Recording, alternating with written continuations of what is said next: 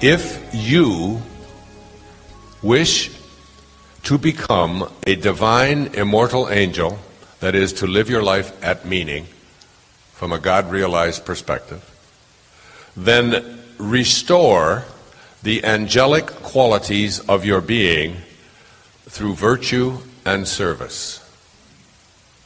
The Tao Te Ching, Te means virtue. This, and I underline this emphatically, this is the only way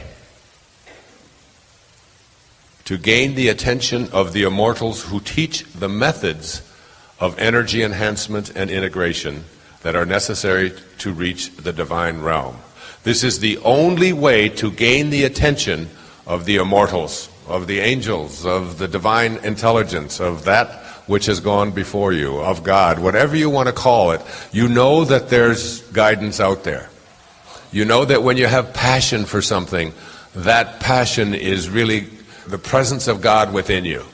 When you feel something so strongly that you can't ignore it, that you just have to be it. I hope you're thinking about what your calling is, just what it is, regardless of whether you've actualized it, fulfilled it, whether it's an empty pipe dream, whatever it is. Just think about it. Just think about it. What it is that you feel in here that just won't go away, that calls you to something. And if you want to gain the attention and get the help, the guidance that you want, this is what Carl Jung meant when he talked about synchronicity, that as you elevate, as you get closer and closer to this divine realm, what happens is that the right people suddenly began to start showing up. The right idea begins to come along. What I call in the film, the quantum moment begins to happen, that vivid, surprising, benevolent, enduring idea that comes to you. Now, how does the guidance get here? These angelic teachers cannot be sought out. In other words, you can sit here and meditate all day long and sit here and pray and hope and ask for the guidance of these teachers to come to you, and according to Lao Tzu, you'll never find them. The only way to gain the attention of the immortals who reach the methods of energy enhancement and integration is to start living your life through virtue and service. And when I made that shift and began to realize that my life was really about serving, because that's all you can do. If you can imagine God with hands, just try to imagine God with hands. And ask yourself, what does God do with his hands?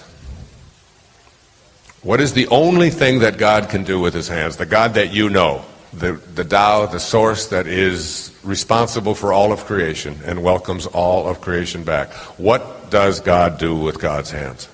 Creation is already complete, as you'll hear this afternoon. It's already complete, and it's just constantly giving, isn't it? It's just about giving. Does God ever say, I want something back from you? Yeah, I give you life, you got to give me this. But God just says, here is life. Here are the birds, here are the trees, here's the sky, here's the water, here's the ocean, here's the universe. Here it is. What do I want back? Nothing. You know, Hafiz, the great Persian poet, said, even after all this time, the sun never says to the earth, you owe me. Just think what a love like that can do. It lights up the whole world. It almost sounds too simple, but when I made that shift, it started chasing after me. It always has chased after me, but my ego would get in the way and think that this was about me. But when I really was able to suspend that ego,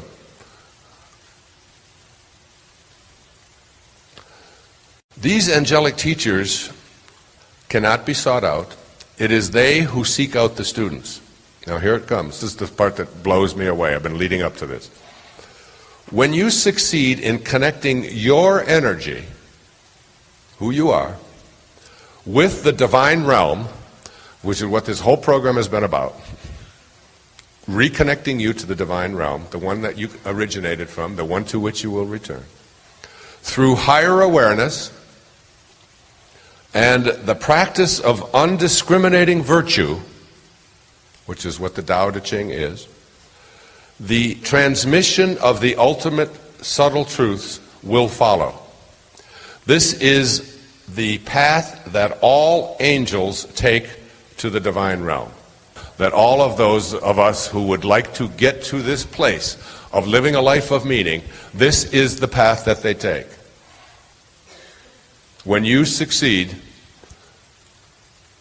in allowing yourself to live from a place of higher awareness, the ego and higher awareness can't coexist.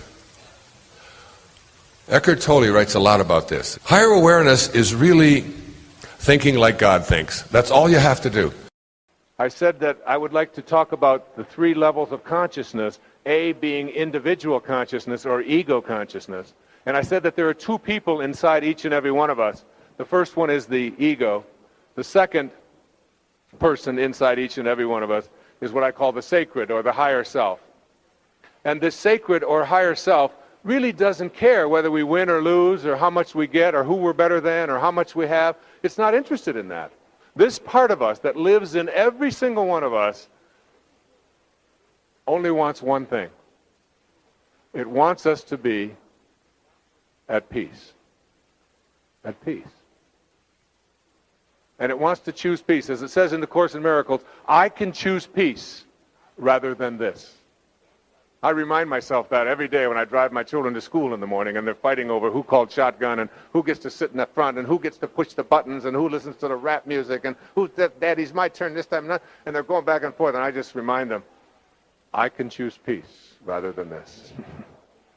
And I'll say, look out or I'm going to push my button. And they say, okay. They don't want to hear that crappy music or whatever. All right? The ability to choose peace. One of the selections that was most profound in my life that I wrote an essay about for 60 Days to Enlightenment in Wisdom of the Ages was from Rabindranath Tagore, the great Indian poet, from a selection called the Gitanjali, which won the Nobel Prize for Poetry and Literature in 1927. He said, I went out alone on my way to my tryst, but who is this me in the dark? I step aside to avoid his presence, but I escape him not. He makes the dust rise from the earth with his swagger. He adds his loud voice to every word I utter. He is my own little self, my Lord.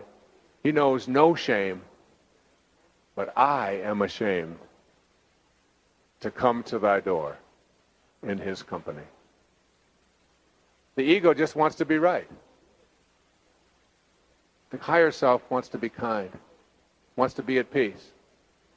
And if you can just begin to shift that, just ask yourself, as what I'm about to say, I always tell people this in counseling groups and so on, that there are 4 words, that if you learn these 4 words, they'll eliminate all conflict in all of your relationships.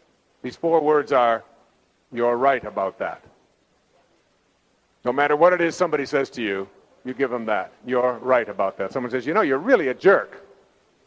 So, you know, you're right about that. Because that doesn't make somebody right. She'll say something to me, you know, you were supposed to be home at 7:15 and it's now 6:30. There was a time when I used to say, wait a minute, you're not my mother. I don't have to explain to you when I come home. I'm the one that's out working, and who do you think buys all these, you know, there was all that ego stuff that was a part of my life. You've all heard those before, right? Now I just simply say, you know, honey, she said, don't hold those 4 fingers up. I hate it when you do that. Now I notice she holds the 4 fingers up, but she's doing it one at a time. She's going like, you know.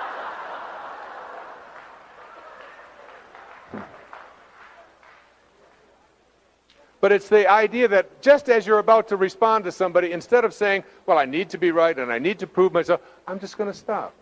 I am no longer. And every single person that operates at these higher levels that I'm describing here tonight, that I've known, they have no need to be in charge, to be right, to be dominant, to be they allow themselves to realize, as you know, the story of Buddha, when he had someone following him around for 3 days, and all they ever did was criticize him and find fault with him all the time. Everything he said, everything he did, they found, and always what would come out of him would be this peace and this love.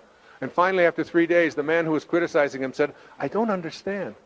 I've done nothing but insult you for 3 days and make a fool of you, and you always respond with kindness and love. He said, how can you do that? And the Buddha said these magical words. When someone offers you a gift, and you don't accept that gift, to whom does the gift belong? So if someone offers you a gift of their anger, their hatred, their insults, but you don't accept it, who owns the gift? And why would you go around being upset about something that belongs to someone else? It's not yours in the first place. That's a higher level of awareness. That's being able to choose peace. You see, when you get enough inner grace, or inner peace, or serenity, whatever you want to call it, and you feel really positive about yourself, it's almost impossible for you to be controlled and manipulated by anybody else. I'll give you an example. Just yesterday, I had to get on an airplane and fly to Chicago. Now, I got on the airplane at 1 o'clock in the afternoon in Fort Lauderdale. The plane took off and flew for 30 minutes, and they couldn't retract the landing gear. They were stuck in the down position, so they had to land the plane in Miami, go back and land it in Miami because they had longer runways. It wasn't an emergency, but I wasn't convinced that they had that foam out there on the runways because they were just seeing if their foam equipment worked. They were trying to convince us there was no emergency and that those ambulances weren't just standing by in case anybody fainted while they watched us land, that there was, in fact, some emergency. I watched people around me on the plane when we were having to do this, and some people were panicked and fearful and scared. There was one couple that jumped and screamed, and there was a lot of interesting reactions, a lot of ashen looks, and a lot of very scared people.